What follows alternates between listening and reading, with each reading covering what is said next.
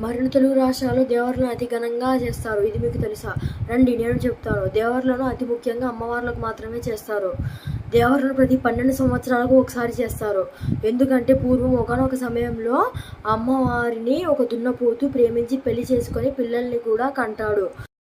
అలా ఆనందంగా ఉన్నప్పుడు దున్నపోతు తల్లి వాళ్ళ ఇంటికి వస్తుంది.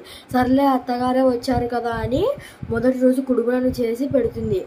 ఆ కుడుములను చూసి ఆ తల్లి, అరే ఏంట్రా ఇవి పందిమూతిలాగా ఉన్నాయని చెబుతుంది. సర్లే అని రెండవ రోజు పాయసం చేసి పెడితే, అరే ఏంట్రా ఇది దున్నపోతు పేగుల్లాగా ఉన్నాయని చెబుతుంది. అలా చెప్పడంతో అమ్మవారికి వాళ్ళిద్దరి మీద అనుమానం వస్తుంది.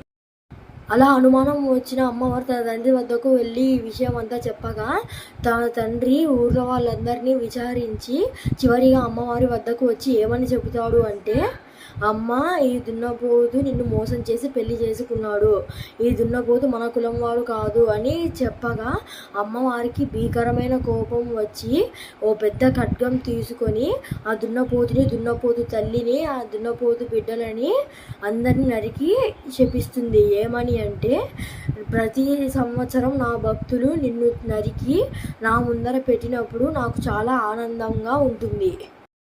ఇదే దేవర్లను చేసేందుకు కారణం. ధన్యవాదాలు.